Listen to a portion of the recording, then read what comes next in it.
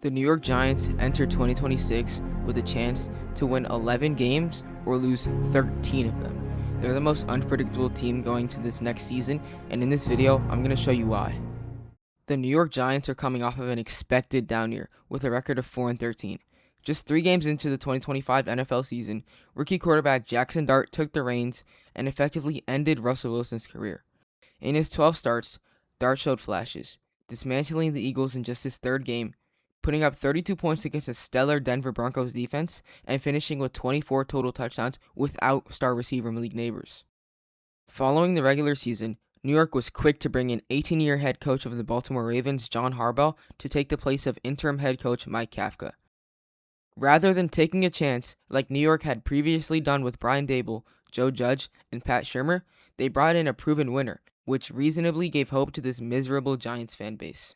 In free agency, the Giants weren't flashy, but they brought in key pieces like Tremaine Edmonds and Isaiah Likely to help quietly bolster both sides of the ball, along with adding Greg Newsome, DJ Reader, and more depth signings to assist a lackluster defense. After the 2025 season, the Giants held the number 5 overall pick in the 2026 NFL Draft. In the days leading up to the draft, star defensive tackle Dexter Lawrence requested a trade. After days of rumors and smokescreens, the New York Giants agreed to ship off Lawrence to Cincinnati in return for the number 10 overall pick in the 2026 draft. Holding 2 top 10 picks, the Giants had decisions to make, and what they did in the draft was far from expected.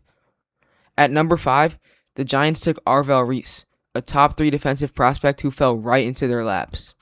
Their second first-round selection, however, turned heads, as they passed on star safety Caleb Downs from Ohio State and selected offensive tackle Francis Maui-Noa from Miami.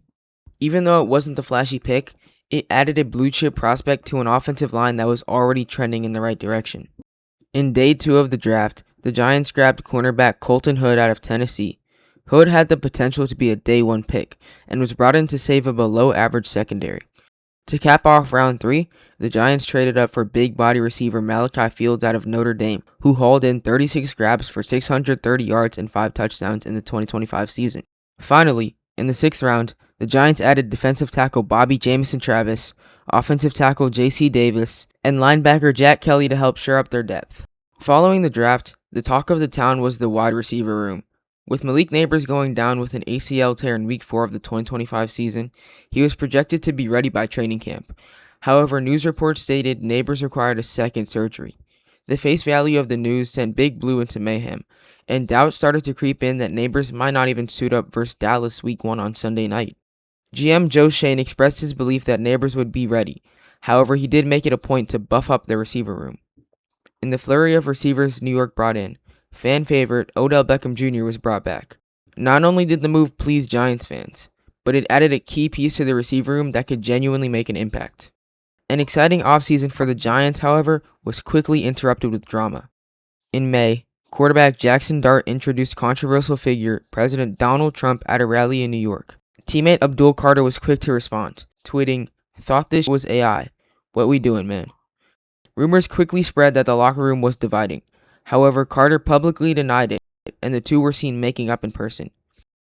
We as fans can't see what happens behind closed doors, and we can only hope that our New York Giants remain a team that is focused on winning football games. All in all, the Giants' offseason was an eventful one, and the bulk of it is still to come, with training camp taking place in late July. But looking at this squad, I see a fringe playoff contender. Their schedule is full of winnable games. If all goes well, and the team has no problem adjusting to a new staff, they stay healthy, players perform, and if they have a little bit of luck on their side, I can genuinely see this team winning 11 games and possibly winning the NFC East. On the flip side, if the Giants have trouble adjusting to new concepts and schemes, the locker room is divided, injuries happen, players underperform, and the football gods curse the Giants once again, I can see this being another lowly double-digit loss season for the G-Men. Going game by game, my realistic prediction for this team is a Week 1 win versus Dallas, a Week 2 loss at the Rams, a Week 3 win versus Tennessee, a Week 4 win versus the Cardinals, a Week 5 loss versus the Commanders, a Week 6 win versus the Saints, a Week 7 loss at Houston, which puts us at 4-3 at our bye week, a Week 9 loss at Philly, a Week 10 win versus Washington, a Week 11 win versus Jacksonville, a Week 12 win at Indianapolis, a Week 13 loss versus San Francisco, a Week 14 loss at Seattle, a Week 15 win versus Cleveland, a Week 16 loss at Detroit, a Week 17 loss at Dallas, a Week 18 win at Philly. In conclusion, this puts the Giants at a 9-8 record, which I think is just enough to secure a 7th seed wildcard spot. Ultimately, I have them being first-round exits, but the 26-27 season will show flashes of the great potential the New York Giants have in the future.